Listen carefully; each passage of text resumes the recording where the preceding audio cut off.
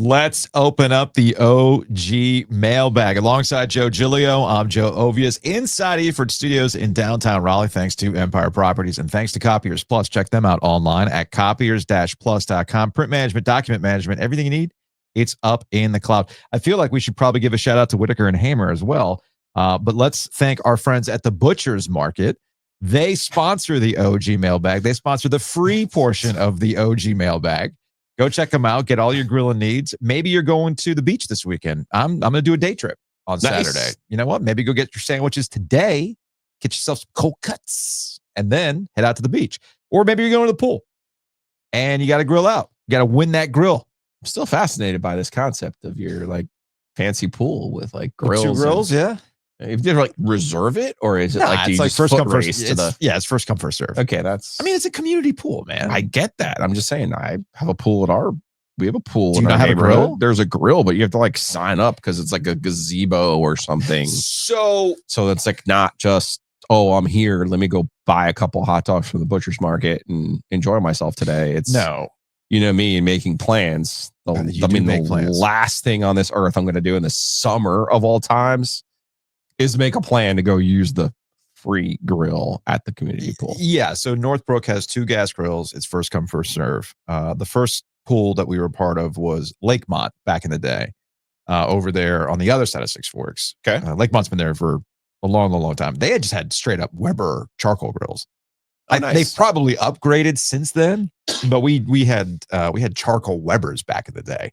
That's how I prefer to grill. That's its own summer protocol. That's its own summer protocol topic. Here we go. I prefer charcoal grills over gas grills. I prefer kill my meat and hunt it down and skin it alive like Tyrion Lannister. Hey, and then I slow cook it because you cheaters and your gas grills. I mean, you're the guy who biked to Longleaf yesterday. Although not really. Where I parked was right next to Longleaf. At the rate we're going, though, you might just be permanently on a bike for your own safety. Not even for everyone's safety. Like I said, I referenced Whitaker Hamer. I'm like, I'm just glad I didn't have to bail you from jail today. It was in play. That was like actually in play today? What the hell did you do? So driving through town this morning, I noticed that Hargett was closed. So I just kind of assumed that Fayetteville was closed. Mm-hmm.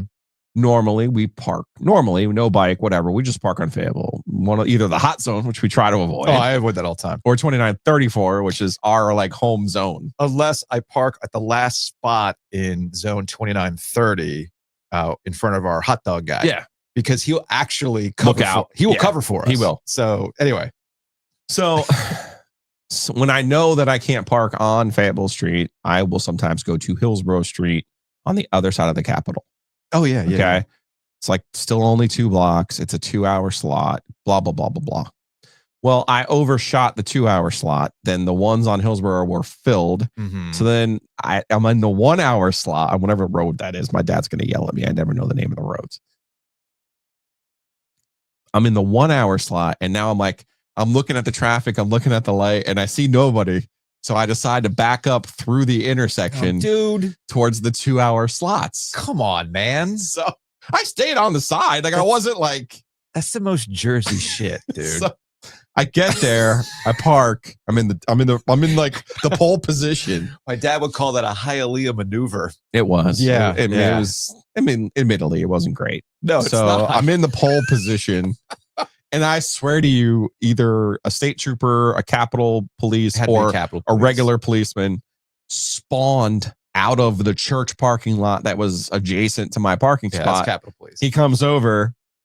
He's not armed or anything. He didn't even have his hat on. So I think maybe he was chilling in his car. Yeah. He comes out. He walks out to me. Young guy, like 20s. Sure. Comes up to me, takes one look at my jabroni ass. He goes, "Are you okay?" And I was like, "Yes." He goes, "All right." He's like, "You just kind of sort of backed up through an intersection and a red light." And I was like, "Yeah, you see, well, I was trying to park over here." And I gave him the whole spiel, mindful that, sometimes the spiel never really works. So I gave him the whole thing and he goes, "Have you been drinking?" And I was like, "No." And luckily I did have my clear cup from Wegmans. Perfect. Of ice water. Yeah. And I showed him there. Could be. And I showed it to him and he was like, okay. He's like, let's try not to do the whole backing up through a intersection through a red light again. And I said, that's fair. That's fair.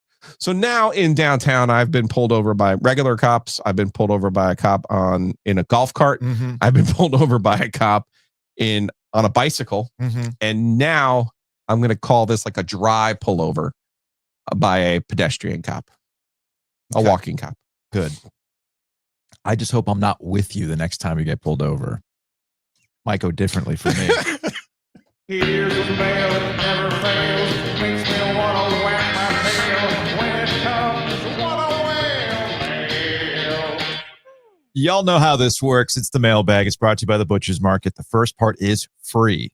And then we get to the paid portion. You want to be part of the paid portion. You want to get a dissertation, an argument as to whether or not I'm a Disney adult. Well, that's going to be on the paid side of things. You want to learn Joe Giglio's new nickname? That's going to be on the paid side of things. You want to know a nickname? Do you want to know the phrase that's going to be added to the bingo card? That, ladies and gentlemen, is on the free side of things, or on the paid side of things, along with some Herb Sendek defense.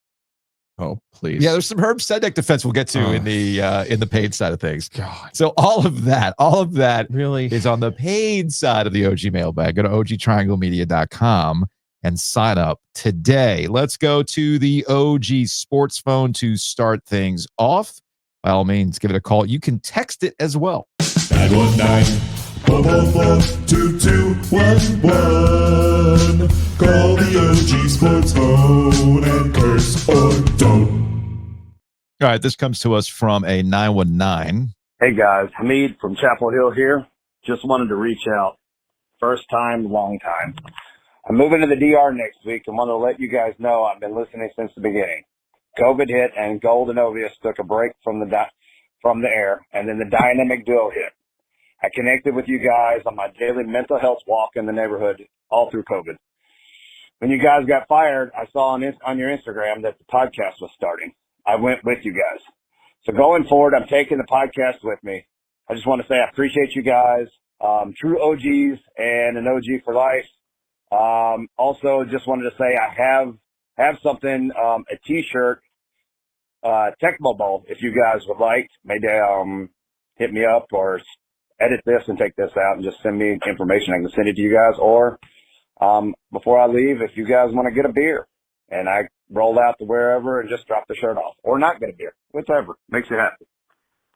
Before I ramble on and get too emotional here, I'm going to let you guys go. Take care. Appreciate you. I feel like the good news is even in the Dominican Republic, we are available on the YouTube, Right. We are and Apple and Spotify. We are like Pitbull. We are worldwide. Okay. No, I love calls like that. I do, as much as I make fun of the meta of radio and let's take calls, reinventing things with taking calls. One thing that calls continue to do more so than text messages or comments on YouTube and stuff like that, it actually helps foster the communication. Yeah. Right. It's a much better way to communicate. So I love that people do that on the sports phone. And we're suckers for a shirt, an old shirt. Duh. So yes, by all means, let's get that beer. We got OG Light, right? Yeah. Somebody got mad at me yesterday for not drinking OG Light. I'm like, yeah, because I'm trying to save it for you people. Well, I think the YouTube comment was Giglio wearing women's sunglasses and not drinking his own beer. Yeah. I mean, I was trying to be considerate. I get it. We should have another canning run in July, though. You've got mail. This is from a 919. Catching up on some podcasts and finish the mailbag. I definitely still have my Rolling Stones wolf head shirt. Ooh. That was in reference to the zip the zip code tour. You made the call for that one. I want that. That shirt was online for a day until they quickly took it down. It was online for a day. Boyer. Lipschitz and Boyer. Yeah. Boyer shut that thing down, man. Look, Boyer's got a job to do. We actually like Lippitz, but that's what Tom called him. O'Brien called them Lipschitz? Damn, dude. Yeah, I forgot what Boyer's name was, but they were the bald twins or something. Jeez. And yeah, Lippitz was Boyer and Lippitz, I have good relationship with. I mean, I don't know. I haven't talked to Lippitz in a long time, and I haven't seen Boyer in a long time. Lippitz is at G-Dub. He's is he there. Okay. Yeah. Okay. And with Boyer, whatchamacallit? Boyer is definitely Dr. No. He is the one who pulled that thing down. That's what I'm saying. There's not a single chance it wasn't him. He had a job to do, man. I get it. I mean, because trust me, Kelly and Boyer have had conversations about this, and they Mhm. certainly have bonded because they've had to do the same thing with takedown notices and whatnot. Right, So that right. makes a lot of sense. Anyway, as much as I'd love to give it to my friends at the OG, I can't. No, As it no. has become my go-to superstitious Wolfpack shirt, Oh boy. especially for football. I save its powers and only wear it when State plays UNC. And it is it's the clear underdog pretty much 3 of the last 4 years, maybe all 4. And I need that extra boost of immortal energy that only Keith can provide. Yeah, man. That man's pickled. If it somehow works as evidenced by Ben, aka not Ryan Finley, beating the heels in Chapel Hill. Totally get it, man. Yep. Totally get it. Respect. Much like we've got this Rantanen jersey that we thought had some magical powers for at least a game and a half. We did. We totally understand where you're coming from on that. All right, let's go back to the OG sports phone, shall we? All right, we got a lot of calls about the losses. Let's go to 704. Let's go to Paul. Hey guys, it's Paul. Okay. So the 2 worst losses in my lifetime for Carolina sports. One, 2023 UNC football. I know it's kind of recent, but it changed my football fandom forever. Number 10 in the country, 6-0, playing a home night game against one of the worst teams in FBS, Virginia. You fuck around, you lose that game because Chip fucking Lindsay decided this was going to be Drake May's Heisman moment and throw for 700 yards when he couldn't hit fucking water with a beach ball that night. And every time Amarian Hampton touched the goddamn ball, he got 15 yards, but he only got like 10 carries.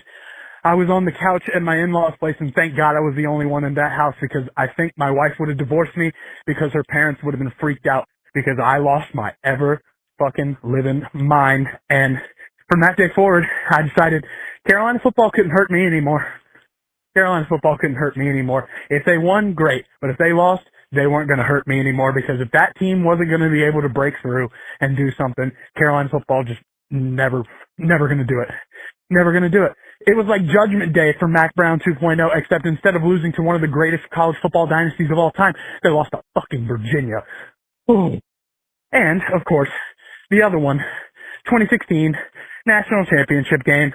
I was in the band. I was there. I was standing right next to the court. I could see that Chris Jenkins shot down the line. It was in my line of sight. I didn't even watch it. I didn't even watch it go in. I sat down as he released it. I sat down because I knew it was fucking cash money. I knew it. And you know the worst part about that? The worst part about that shot. Not that we got eliminated. Not that we lost the national championship. Not that it was such a heartbreaking moment.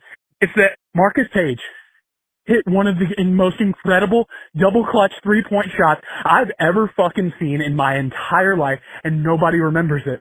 Nobody remembers it because it happened 4.7 seconds before that Chris Jenkins shot. Marcus Page was absolutely robbed of having one of the greatest moments in March Madness history. And now I have to watch that shit every March Madness. I have to watch that Chris Jenkins shot go in every fucking March Madness.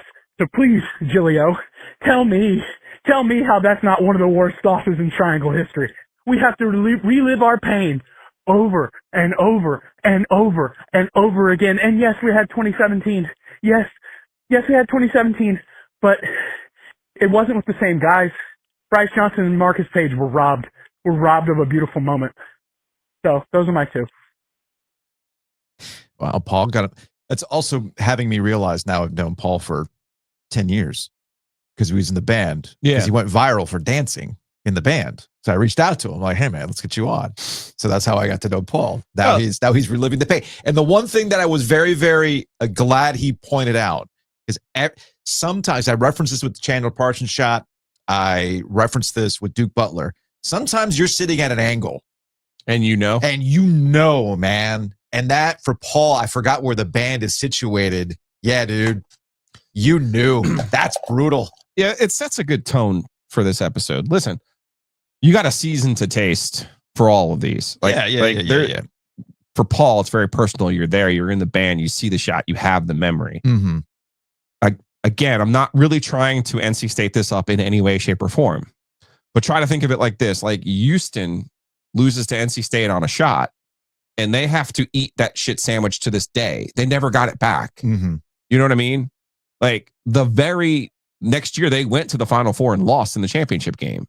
So you try to think of it like you're Houston. And I get it. You don't want to hear it. You lived that moment. You were there and you were there in Houston. Yeah. And you remember it. So I get that. I'm not trying to take that away from you. What I'm trying to say is we got 10 in these top 10 that all surpass that for different reasons.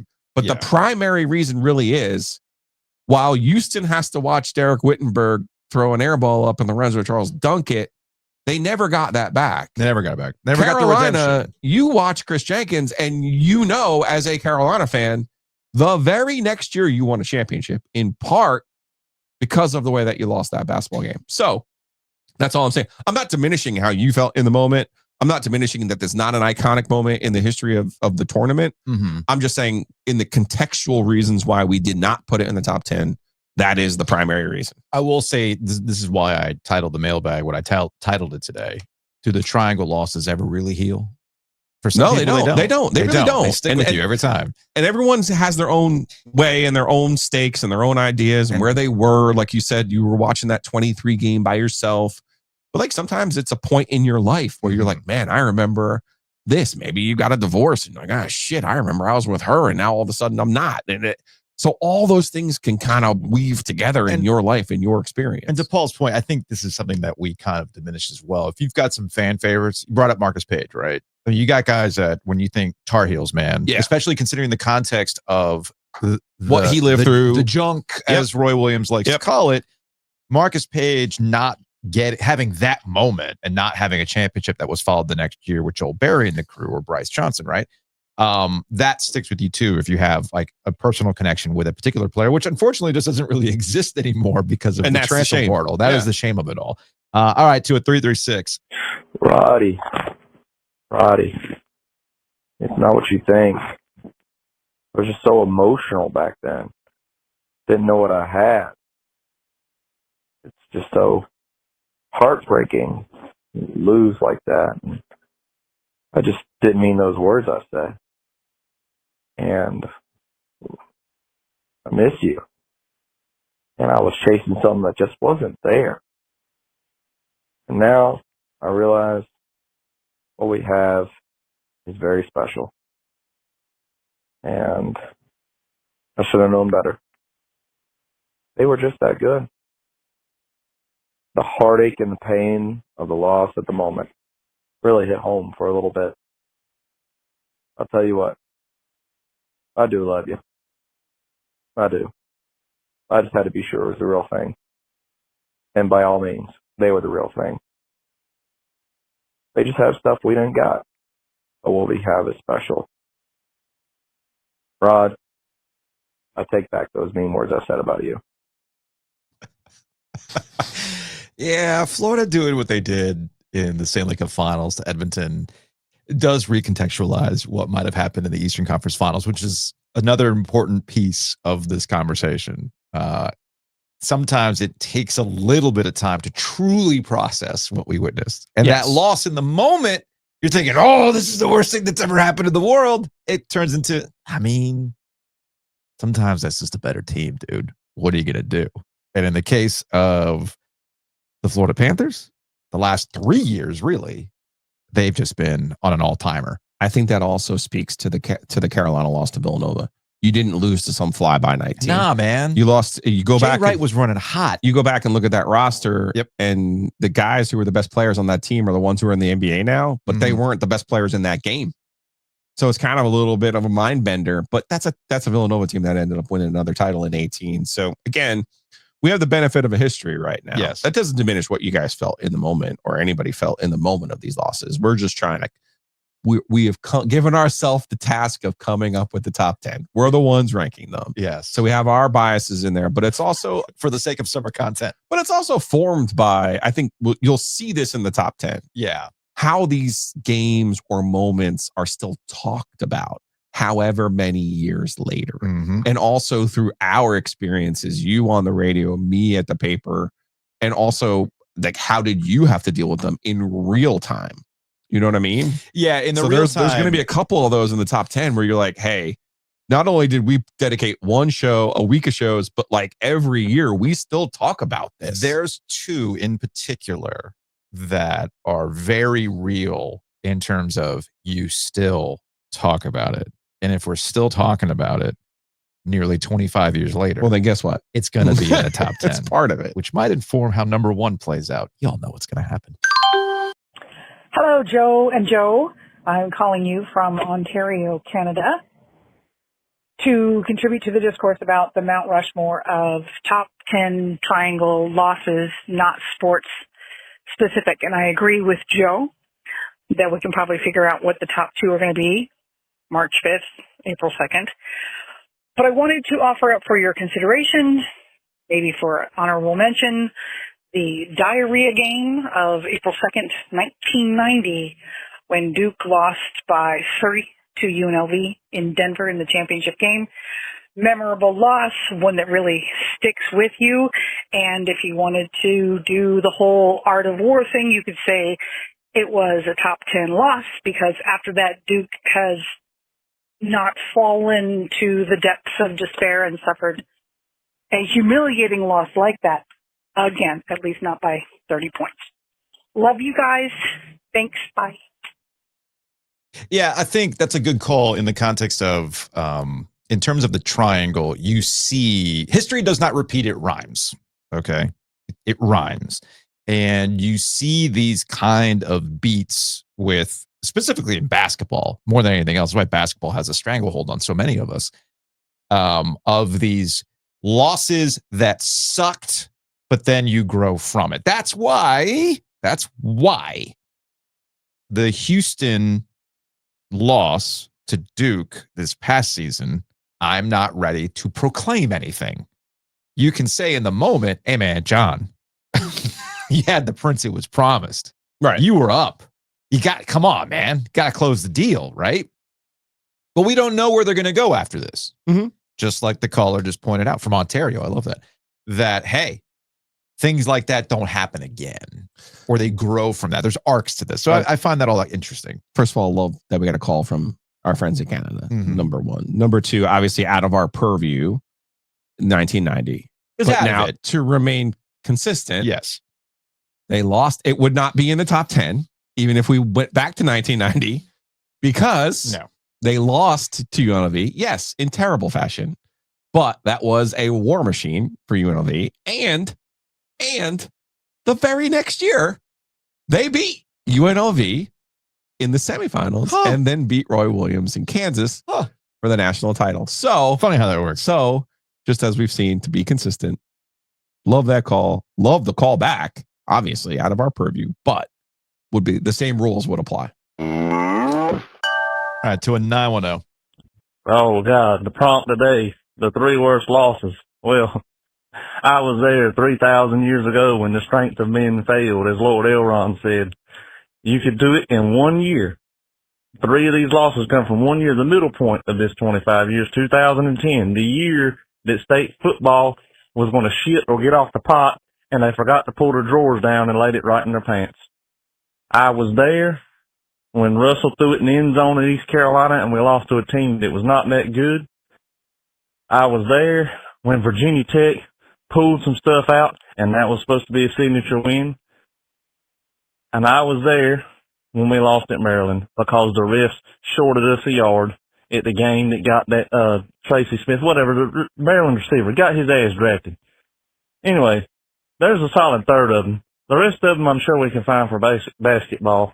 But 2010, those three losses. Oh, we lost at Clemson.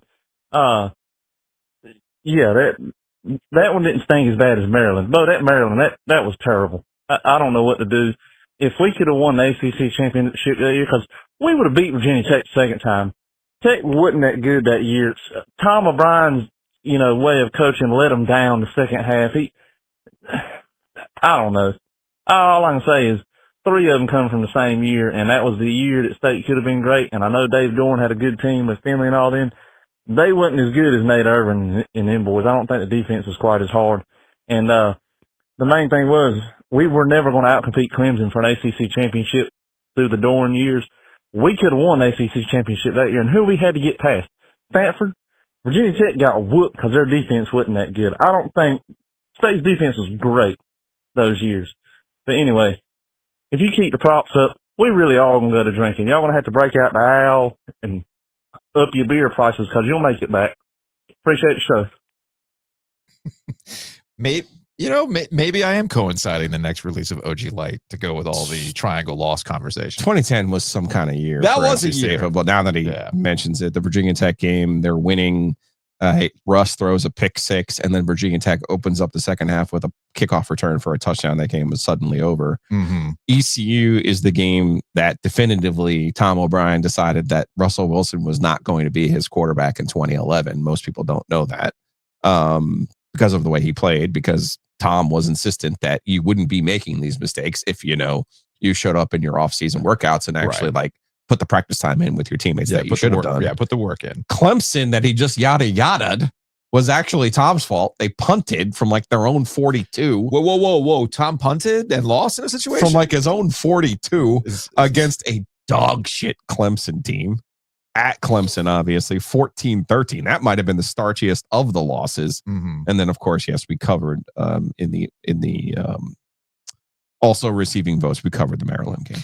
All right, let's go back to the OG Sports Phone, which is brought to you by Nature's Relief. You can check them out online at naturesreliefhempstore.com, RELEAF hempstore.com. It's not just about the gummies. They got edibles. They also have drinks. Big fan of the drinks.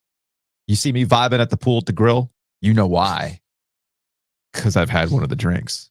That's why. All right, let's go back to the Sports Phone, shall we? 21919. Hey, gentlemen. I am fully engaged in this misery of the top 10 losses in Triangle history. I'm going to give you a rundown from this Duke fan in chronological order. December 27th, 2012. Duke is driving. Tie game. Less than 2 minutes left. Fumbles on the 5-yard line. And then, Mr. Taylor Swift catches a pass for 83 yards, and Cincinnati steals the Belk Bowl from the Blue Devils. And it continues to live on every Bad Beats episode of the SVP Sports Center. Halloween 2015, they proceed to lose the next 4 or so after the most egregious officiating of all time. The K farewell tour ends in Cameron, and all I can see is Jay Williams in the stands calling for a timeout. Opportunity for redemption a month later. And, we'd been waiting all our lives for Duke Carolina in the NCAA tournament. Duke has the ultimate ability to flush the K farewell tour disaster with a victory in the Final Four, and Caleb Love steps on our heart again. And we can win as many ACC titles as we want. We can beat Carolina as many times as we want. But until Duke wins a national championship before Carolina, Carolina has the upper hand in this because of what happened in the spring of 2020. Those are my 4 submissions. Love what you're doing. Keep up the good work. Oh, I should say that some of these calls have been edited for time. In fact, I might play one from Matt and Fuquay. Matt called 5 times. So I'm like, and Matt, no, and I mean this sincerely. I appreciate your passion for the topic, and sometimes the Sports Phone is there just to shout it, shout it into the void, man. Sometimes you just gotta get it out of your system. But I had to nail it down to one call, just edit it down. I think that gentleman had called several times, and I had to edit it down for time. No, but the reason why I clipped that portion is we're not going to get over this until Duke wins a national championship. It evokes a shirt. I might have to get on eBay and find this shirt. It's a very shirt-centric show today. But there was a shirt that I vividly remember when I first got here, and I was kind of learning what was happening in the area, right? And it was at a Carolina basketball game, and it was a caricature of Dean Smith and Mike Krzyzewski, and each of them were in the air on opposite sides. There was a basketball court. Each of them was in the air about to dunk, right? Mhm. And it was the little graphic on the back said, race to 3. Oh, okay. Okay. Because Yeah. they each had 2 national titles. Yep. And of course, they've won them kind of close together. So it was this big- Kinda. Yeah. Yeah. In order. In order. So it was race to 3. Yeah. Okay. And that shirt, like, and then you see like their national championships. You know, you see Yeah. this you see 91, 92. 91, Yep. 92, all that kind of stuff. 82, 93. So this shirt probably had to be put out in 93, 94. Yep. Probably was, I saw it at a game in 96, whatever.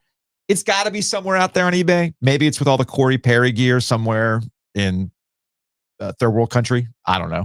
Oh, poor Corey Perry, man. Was it 5? That poor bastard. He won it his rookie year. His rookie team in Anaheim won the cup. But ever since then, he's been back 1,000 times. Has it been 5 Stanley Cups that he's now lost? I think maybe in the last 6 years, even. Maybe he was on like Dallas, Montreal, Edmonton. Right. It's something crazy like that. Regardless. I got to find that shirt. You know, the race to 3. I think he was even on the Tampa team the year he was. after Tampa beat him. I think he was. God, that poor bastard. It's crazy. Again, he has his name on the cup. Not the point. It's not the. I mean, it kind of sort of is. He's the Atlanta Braves. Let's just go through it real quick. He was on the Stars team in 20, lost in the bubble. 21, he was on the Montreal team. That because the divisions were set up the way that they ended up being in the cup final, lost. Yeah. Then he gets traded to or signs with Tampa Bay, who had won the previous 2 cups. They loses to the Avs, ends up with Edmonton in 24. Edmonton and Oilers last 5 2 in a years. row. Well, no, not in a row, but 5 since 2020. That's crazy.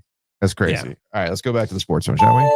To a 919. I want to appreciate you having Marquise Williams on your podcast on the YouTube thing. That was cool, and I'm glad to hear he's doing well coaching, albeit at a very small school. But what I was really calling about was that 2015 UNC team in the ACC championship. The fact of the matter, and the video evidence and everything shows that no one was offside. Photos taken right down the line shows that no one was over the line. Error on the part of the line judge, or either he had received something from on high to make sure Clemson won to get into the playoff or whatever. Which, you know, I understand the ACC's got to take care of itself. That's the way it goes with UNC football. It's been a miss about as much as it's been a hit, and I'm just hoping that Bill Belichick's system works out and they get some guys in there that can bring some success. You guys have a good day. I'm not ready to declare it now, even though it's been 10 years, but I do feel that the offside against Clemson might evolve into the Carolina football version of TA was in. It might. Yeah, it might. But and I appreciate the call from unlike Joe. the TA thing, there was like evidence that it actually didn't. There was definitive evidence of what happened. Definitive evidence. There is no definitive evidence of what happened with TA. So well, I saw it with my own eyes. There is a difference there. Believe my lying eyes. Now the other part of this, of course, you know, the TA touchdown gives them the lead, right? Yeah. This onside just gives them the ball back. Doesn't matter. They still have to score against that Clemson defense. No, never. Don't mess with your internal timeline. The gemstones, if you will. Yes, my gemstones. You got everyone else. They're whatever they are. They're for me. They're gemstones. They're gemstones. Time stones. They're infinity stones for everybody else. But if you look at Doctor Strange with his time stone, you can see all the possibilities. Yes, and everybody's going to see a win. All right, to a 704. Hey y'all, it's calling from the road right now. Just listening to Wednesday's episode. And remembering the 2017 look-back team in that Clemson game. And damn, I have never been more angry walking out of that stadium. God, that's it. Bye. Star Trek 5. I need the pain. That's how I feel alive. All right, one more sports phone call. 2021 NC State College World Series. Again, like I said, just the way that went down doesn't sit well with me. Last two, 2015 Duke versus Miami football. Duke should have won that. I just, those lateral, I can't with that.